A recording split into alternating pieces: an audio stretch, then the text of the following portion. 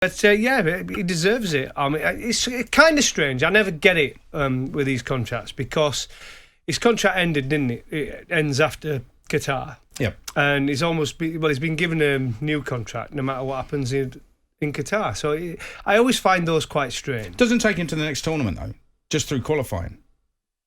It does take him to the next tournament. Yeah, it does. It does. Right, It takes him through to Germany, isn't it? 2020. Yeah, it's Germany, isn't it? Yeah, the next Euros. Yeah. Right, okay. Not to the next World Cup, though. No. It takes him to the Euros in Germany. So that's weird. Well, has he not earned that, though? Yeah, of course he has. You can't argue. And why wouldn't he want to manage England at the moment? Look at some of the young players, just to name a few: Foden, Greenwood, James, Gallagher, Bellingham, Smith-Rowe, Saka. I mean, White. They're just some of the youngsters that they have got at this moment in time, not saying some of the senior players who are doing a good job as well, you know what I mean? So why would you want to leave? But he's never linked to any of the big jobs, is he? All right, a couple of questions then, right? Why would you want to leave? Absolutely, of course he doesn't want to leave, unless there's a huge amount of money involved. But I think England are paying him a reasonable amount of money.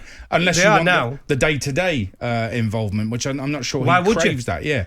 Because he is working with some really good players, and I think they're all on his side as well. But the other question is, would the fans want him to change? Because I've heard people say, we should be winning tournaments with the players that we've got.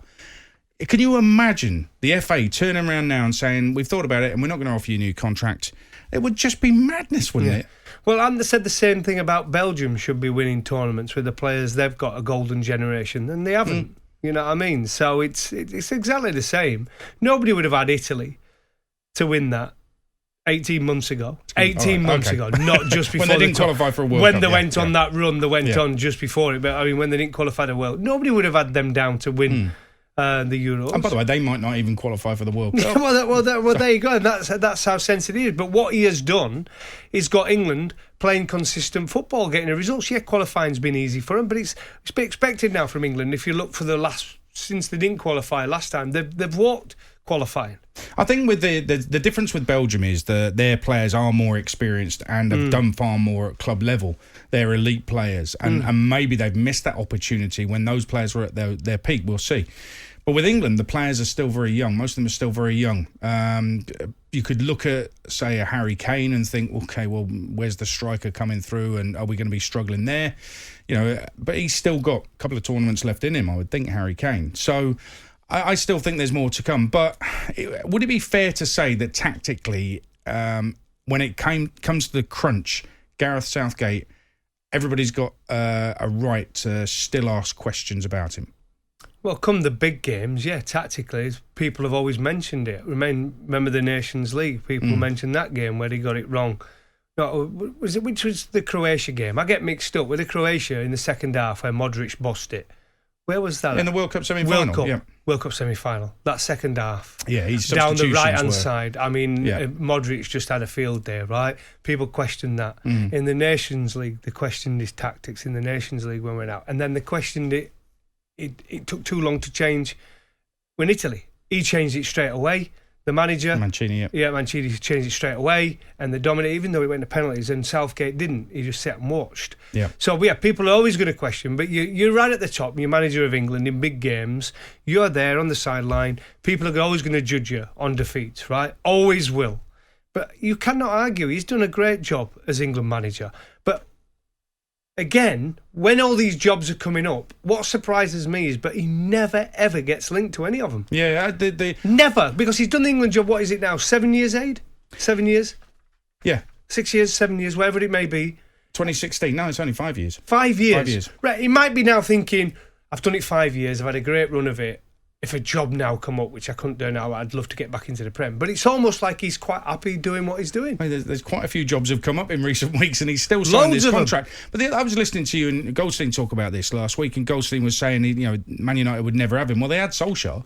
So why on earth would they not want a manager who's taken an England team that 5 years ago England were losing to Iceland and were being humiliated and embarrassed on an international global stage? They were hopeless. They were pathetic. And now look at England. It's a complete transformation. And by the way, another manager in between Roy and Southgate, there was Sam Allardyce involved somewhere along the line, and he's overseen a complete transformation. That's exactly what Man United need, a complete transformation. Yeah, and I'll tell you what somebody else I've seen quite a lot of people say is, but Southgate's only done a good job because if you look that Klopp and Guardiola have made these players who have come through into the side. But there's other players from other clubs that have actually come through. Yes, they've been fantastic and good players before he got them, but he's had the confidence to put them straight in. Bellingham, he's put him in. He's put Saka in straight away, early doors. I think the other one is Calvin Phillips. I mean, how many managers and Gallagher really would have put him in? He's put these guys straight in. He trusts them. Greenwood came in. He's trusted them. Yes, they're playing at big clubs. Yes, they're getting game time at some big clubs, but he puts them in. A lot of managers wouldn't. But I think when you say they're at big clubs and they're getting game time, they are. But I don't think previous managers would have felt confident and trusted themselves to pick a Crystal Palace on loan midfielder for England before he's even played for Chelsea. And change, even though they're playing weaker teams in the rankings, they wouldn't even change the starting 11, really. If you look at the goalkeeper situation, how many times, even in friendlies, did the managers play the same goalkeeper every single game? This manager changes it. For a qualifier. At least he has a look at another goalkeeper and say, right, I can afford to change the goal. There's not that much between them. Let me have a look at my number 2. So give him experience. And that's the key. You've got to give these players caps, experience, because when it comes down to it, you come to tournament, you want these young players to have 10, 20 caps under their belt before they get in there. He's getting players to play better than they do for their clubs. Look at Maguire. I also think Man United fans seem dead set on Pochettino, who, again, has won nothing. Didn't even win the title with PSG last season, which his head's gone in itself. Needs Messi to come in and pull clear in France. So they're absolutely fine with getting Pochettino. Why wouldn't they be fine with Southgate? It doesn't seem to make any sense to me whatsoever. Has he not proved himself as a man manager? Yes, you could look at tactics and didn't actually lose the Euro final. It went to penalties. You could question the penalty takers and all that. That's absolutely fine. But has he not done enough already to turn England around in just 5 years for people to think, actually, he's got a lot about him? That's somebody I'd want.